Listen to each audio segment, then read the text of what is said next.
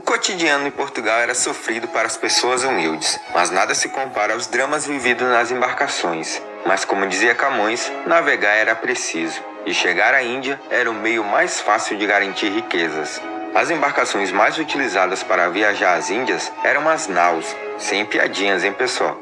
Elas eram mais utilizadas nesse trajeto por serem maiores, mais fortes e contarem com maior capacidade de carga. Mas durante essas viagens, ela ia super ocupada, contando com até 900 tripulantes. O espaço por pessoa ficava em torno de 50 metros quadrados em média, nunca excedendo o dobro dessa metragem. Havia, portanto, pouquíssimo espaço para as pessoas se movimentarem. A bordo, a maior parte do navio era ocupada pelo cabedal da coroa. Para descansar, os marujos se acomodavam nos porões, que eram compartilhados por turnos. No porão havia o catre, que era uma espécie de beliche, de madeira, dividido em 3 ou 4 pavimentos, que servia de cama para o pessoal. Como se vê, eles tinham pouco ou nenhuma privacidade. O ambiente também era muito salubre. Os porões eram abafados, quentes e úmidos. Na viagem de volta, quando o navio estava abarrotado de carga, os marinheiros ficavam amontoados. As crianças que serviam como aprendizes de marujo e que constituíam o grosso da tripulação, muitas vezes dormiam a céu aberto, ao relento, sofrendo com o sol escaldante, os ventos cortantes ou a chuva tórrida.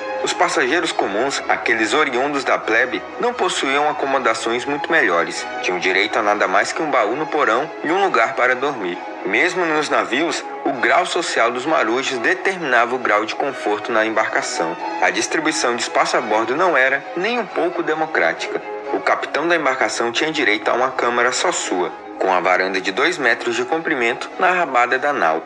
O piloto e o mestre compartilhavam o mesmo camarote para poder vigiar a mazena, que era a vela do mastro de ré que garantia a estabilidade e permitia virar o navio para a direita ou para a esquerda.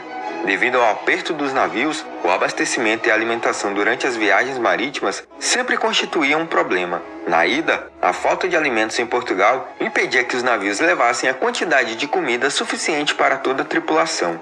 No caso da carreira da Índia, trajeto feito para chegar ao Oriente, levava-se em média 1 ano de viagem, e as paradas de abastecimento eram limitadas. Por conta da fome, a viagem era uma constante luta pela sobrevivência, o que contribuía para a alta taxa de mortalidade a bordo. No caso da viagem destinada ao Brasil, a galera sofria menos, pois Salvador podia ser atingida em até 2 meses a partir de Lisboa, e o número de tripulantes era menor. A embarcação mais utilizada nesse trajeto era a caravela. Era uma embarcação menor, mais leve e mais rápida do que a nau.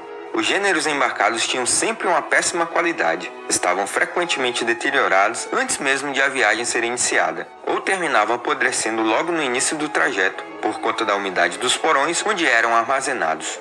Os alimentos mais levados geralmente eram a carne vermelha, peixe seco ou salgado, favas, lentilhas, cebola, vinagre, banha, azeite, azeitonas, farinha de trigo, laranjas. Essa daqui era muito importante e já vamos explicar. Biscoitos, açúcar, mel, uvas passas, ameixas, conservas, marmeladas, queijos e arroz eram os produtos mais embarcados nas viagens. O arroz era mais comum nas viagens de volta, pois é um produto de origem asiática que foi introduzido pelos portugueses no Brasil. Para a bebida, não podia faltar os barris de vinho e água, mas depois de algumas semanas, o vinho se transformava em vinagre e a água enchia de larvas. Para garantir alimentos frescos, alguns animais como galinhas, bois, porcos, carneiros e cabras eram embarcados. Sendo assim, esses animais contribuíam para a sujeira das embarcações, pois faziam muito cocô e xixi. Aí você já viu, o ambiente ficava ainda mais insalubre.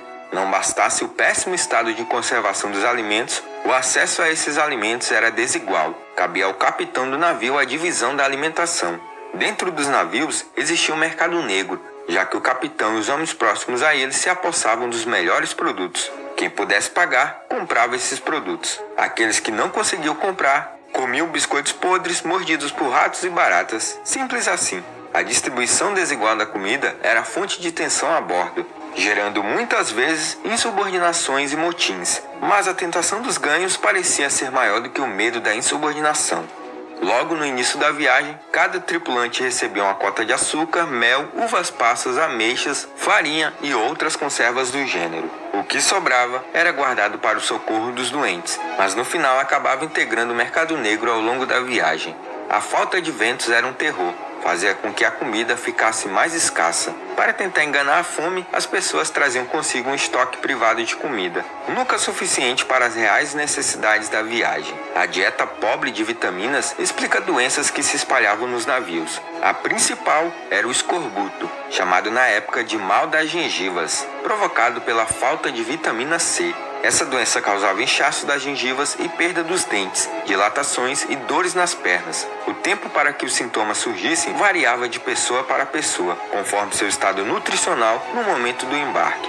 As laranjas, lembra que eu falei delas, eram transportadas para contornar o problema e só ficavam acessíveis para aqueles que podiam pagar no mercado negro, o que fazia das laranjas um produto altamente requisitado a bordo. A ausência de hábitos básicos de higiene piorava os estragos causados pelo alto grau de deteriorização dos víveres. Não se costumava, por exemplo, lavar as colheres, as tigelas e pratos usados. Além disso, esses utensílios eram compartilhados por um grande número de marujos e passageiros.